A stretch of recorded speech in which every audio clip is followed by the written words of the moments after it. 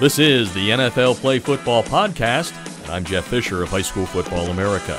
The NFL celebrates youth and high school football year-round through camps, activities, NFL flag, and tackle leagues. The Play Football Initiative provides a fun and engaging experience for players of all ages and skill levels, equipping young people with key life skills that are building blocks to success on and off the field.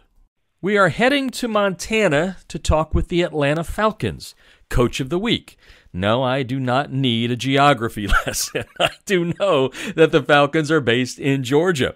But the great thing is, as we've been telling you here on the Play Football website all along, the Falcons have been one of the leaders when it comes to establishing the sport of girls flag football in the state of Georgia. They've expanded it to Alabama and Montana, and that's why we are in Montana right now to talk with Mark Kessler, the Coach of the Week at Glacier High School in Montana.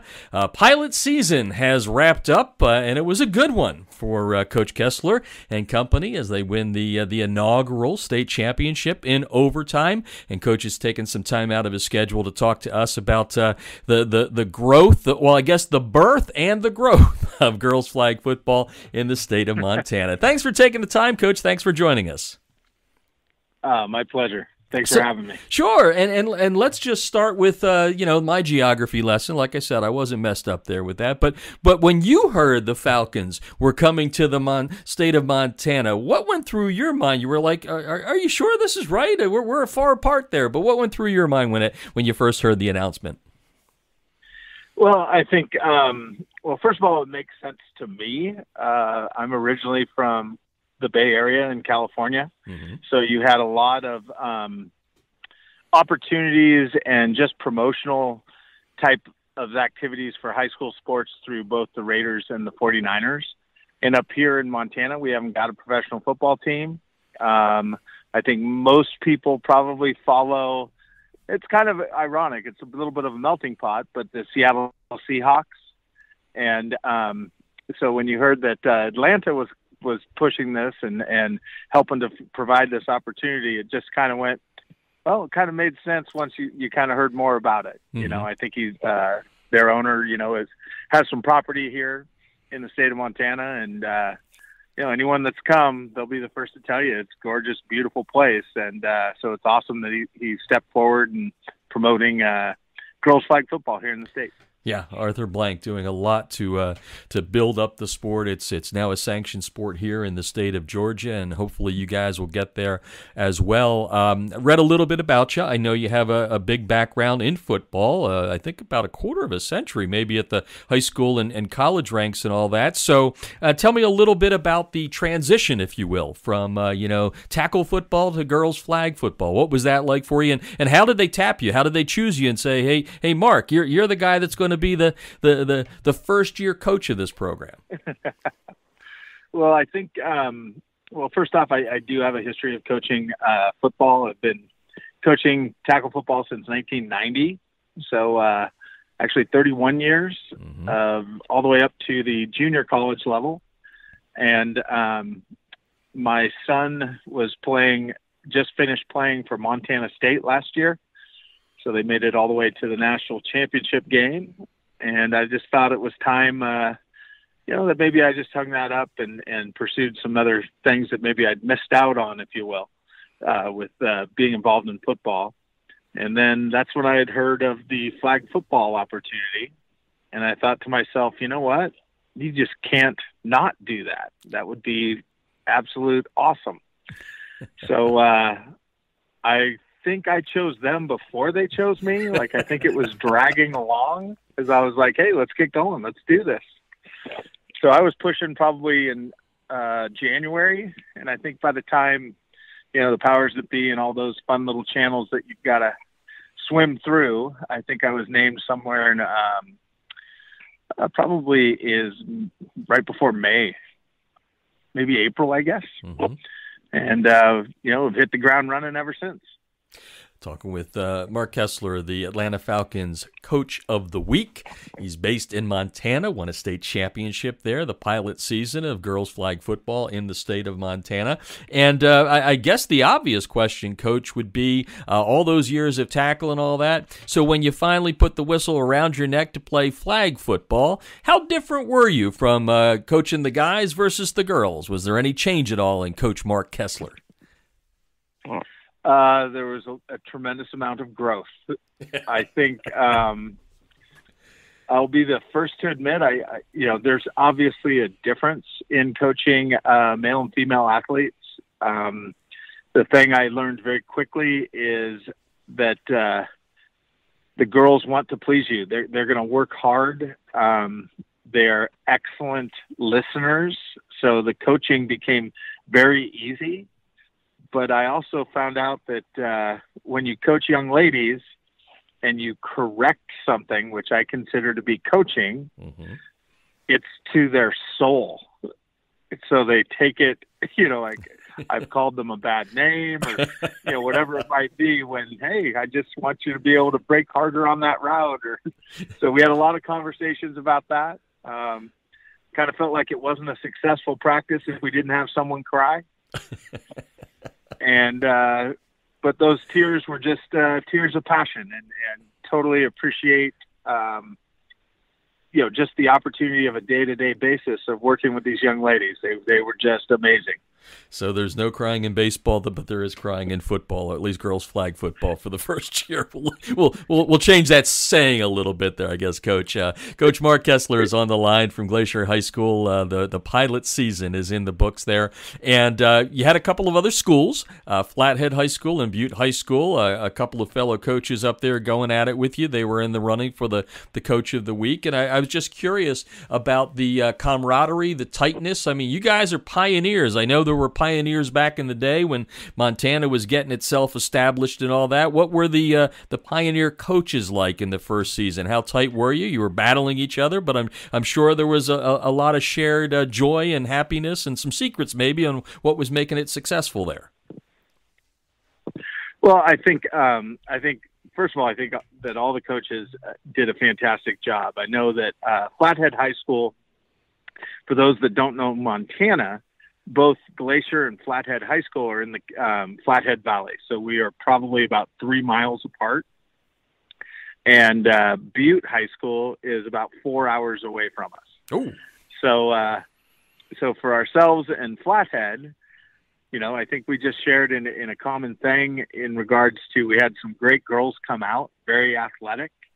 And I think the Flathead coaching staff did a tremendous job of bringing that team along and encouraging and supporting those athletes to be as successful as they were. Butte, I know, was having a little struggles early, just on they had a couple coaches that were coaching football and flag football. And I thought that just presented hurdles in itself, just on logistics. But they did a stupendous job of bringing those girls along from their first showing to the last showing, definitely. Let's talk a little bit about the girls that you played Flathead for the championship, according to the release I have here from the Falcons. Tell me a little bit about some of the girls. Who were some of the leaders, some of the girls that stepped up? I would assume some of them had at least a background in some sort of playing sports at the high school, right? But how many girls did you have that were really good at the game and knew the rules coming in? Some that came out because, hey, they thought it'd be cool to play flag football and that, and give the names of the girls that help lead you to a big win there in overtime against Flathead in the championship. When you think about our roster, it was first, we had the most girls out for the sport. So there was great response and enthusiasm in participating in this brand new kind of arena, if you will. And so we had started with 45 girls. We did have some that were doing multiple sports, for example, cross country and flag football. Mm-hmm. And so some made choices to stay with their first sport. So we finished the year after a couple injuries with 36 girls. And of them, I think I could think of our senior leadership from Abby Weber, because I think it's pretty special for a senior to come out to something brand new when, you're kind of at the end of the road there, and a lot going on as a senior, and choosing, hey, I'm going to commit to this and give it my best shot. So real proud of our 4 seniors, Elise August, Sydney Brousseau, and I always messed this young lady's name up. Her name's Daytona, and for some reason I kept calling her Dakota, but Daytona Schumann. And I think those 4, I just real proud that they were able to come out and give us the leadership that they provided throughout the course of the season. When you think about kind of our star players, I'm not going to lie, I always know it's not always about the X's and O's. It's a little more about Jims and Joes, and in this case, I guess, what we call it, Jills and Janice or whomever. Yeah, that's good. That's good. You just coined something there. And I think our girls were just incredibly good athletes that were very coachable, led by Noah Fincher. I think is probably the most dynamic player in Montana. She's just phenomenal receiver, defender.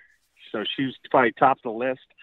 We were led at quarterback by Kai Johnson, who is I believe it was 3rd place in shot put last season at state, and first time she'd ever even done shot put. And she could probably throw a ball about 70 yards in the air. Woo. So we had some big plays. We had trouble catching early, but once we caught on, so to speak, that's when we started doing some really dynamic things on the football field. Some other great leaders were Emma Cook at linebacker, Stacia Thomas at linebacker. We had really good defensive back play by Kennedy Gaudette as a safety. She would get at least 1 interception a game. So she was definitely a great leader in the secondary there. And then our other receiver of Zoe Allen and Carly Allen were a great tandem, along with our tight ends Aubrey Price and Emma Cook. So I mean, we had a lot of young ladies that real excited to have back next year. Yeah. And that's a good segue there, Coach, because my next question was going to be, a little whisper down the valley. Hey, what's going over there at Glacier, at Flathead, at Butte? What do you think the future holds here? I'm sure there's some others out there chomping at the bit to get involved, but what do you, if you look into your crystal ball, think's going to happen with girls flag in the state of Montana? Well, I think the first, obviously the Falcons have been just the number 1 supporter and provider for this opportunity. And so I think that you'd be foolish not to take advantage of what they're offering. And in doing so, I have not met a single female parent, so mother, sister, past student, whomever, that is not sitting there going, I would have totally played this if they had it when I was there. And I think with that, the 3 coaches that currently coach here in the state of Montana need to be incredible advocates and get out there and talk to these other schools. This is a great opportunity. The only sport to really compete with, I guess, would be volleyball and soccer. But both of those are cut sports. Flag football is an opportunity to have a sport where no one gets cut. You can find a spot for everyone, and it's just another way to get girls connected to the high school and the community by participating in after-school athletics or activities. So, to me, it's a no-brainer. I think you'd be foolish not to. Yeah, and definitely, I think. Yeah, go ahead. Sorry, go ahead. No, finish. Go ahead. I just think it's a great growth opportunity in a state that has some struggles with getting kids connected. So if this allows us to get 30 to 40 more girls connected to the school and having a friend group and all that, I think you can't not have it. Yeah. No, we love it. We love the growth of the sport. I mentioned at the top the Falcons have been one of the leaders, but many, many, many NFL teams are in the mix. And, of course, with the help of NFL Flag and Nike, we see nothing but great potential down the road with this. And just so proud to have you as a person on here to kind of wax eloquently about the first year. I mean, it's neat. There's only one first year, right? You know, there's never going to be another first year in the state of Montana. And Mark Kessler of Glacier High School is the Falcons coach of the week, and then you got a taste of the NFL too. I enjoyed reading that story. It wasn't just flag football out there alone, but I hear there was a little bit of a journey to Seattle when the Falcons came to town early in the NFL season. Tell us a little bit about what that was like, how it came about, what you guys did, and the whole experience for you, the staff, and the players. Well, I remember talking to Amanda Dinkle from the Falcons. So she's kind of pretty much the go-to person in overseeing this venture. And so we had thrown around just some ideas, and she had said that the Seahawks were working to develop flag football in Seattle area high schools. And so we were trying to throw around the idea of, hey, maybe we could go there and play some Seattle schools, when they were in town. And so that was kind of the first deal. And then they came back with, you know what, we'd like to take all three teams to Seattle. And we're like, okay, sounds good to me. I mean, it was like the ultimate, bachelor weekend. And here you're taking 25 of your teammates down there with you. So it was, a lot of bus riding, a lot of time on a bus, but well worth it. I think the girls just enjoyed it. They treated us to everything under the sun. We got to see University of Washington versus Stanford. We got to see a walkthrough practice by the Falcons, which was super exciting for me. I've got a young man that's my son's friend from back in California that I'd actually coached his first year of youth football. And he made the Falcons as a free agent rookie this year as a linebacker. So Nate Landman. So that was super exciting to be able to see him. He was freaking out as much as I was. What are you doing here? That's so cool. And what were the young ladies like when some of the players came over? I heard a lot of interaction going on there. That had to be something. I think because it's one of those things. I mean, it's a Saturday, their walkthrough. They've got a game the next day. They've been on the road for 2 weeks.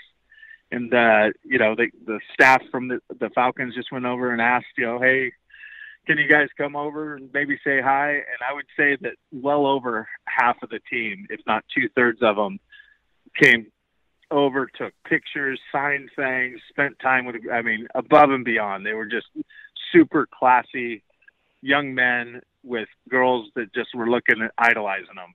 And it was really cool. Really cool. That's neat. Well, you've done such a good job on this little chat we're having here, talking it up and girls flag and where it's going. But I want to leave with a true football question to the guy that's been doing this since 1990 on the tackle side of things, and everybody saying flag is the future of this sport. So are you now completely converted? And you've already said why you think it's a great thing. But I mean, do you see this going much further? Meaning you're going to see a lot more boys playing flag in addition to the girls, maybe some Olympic stuff and all that other good stuff. What do you think the upper end of this is as far as flag football is concerned?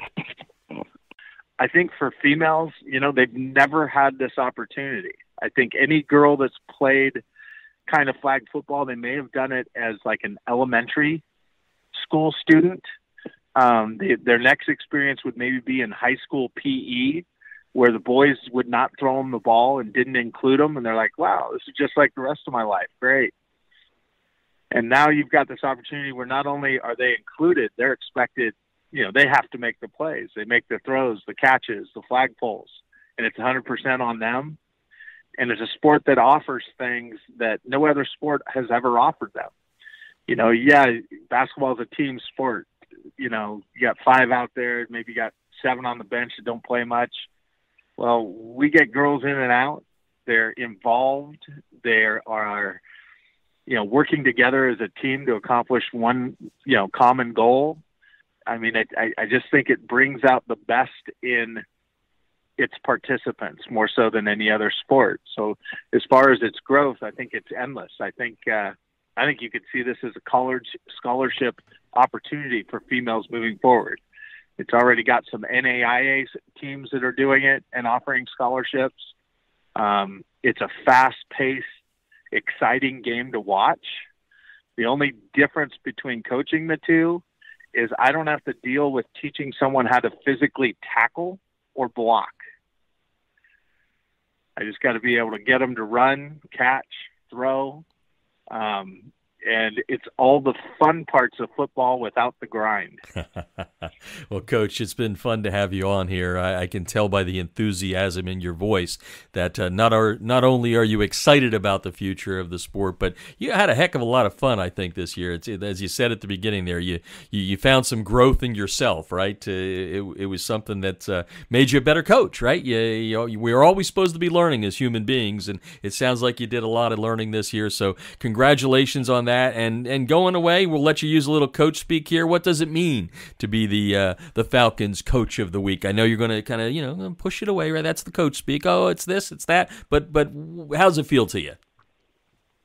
Well, I mean, I think quite honestly, coach speak aside, the reality is that as a football coach, I've always been blessed with the best seat in the house. I get to sit on the sideline and watch kids I've worked with all week go out and compete in a sport and a game that I both love. So as far as a coach of the week, I think it's just, again, tipping the hat to the young ladies that I worked with this year and how far they've come. The Atlanta Falcons calls them trailblazers, and I think they blazed one heck of a trail, and I'm just blessed to have come along for the ride. So definitely honored, and humbled by that. It's kind of ironic being coach of the week when there was 3 coaches. It's almost like drawing straws. But, I think, again, it's just tipping the hat to Glacier High School girls flag football team with all that they accomplished and did in this first year.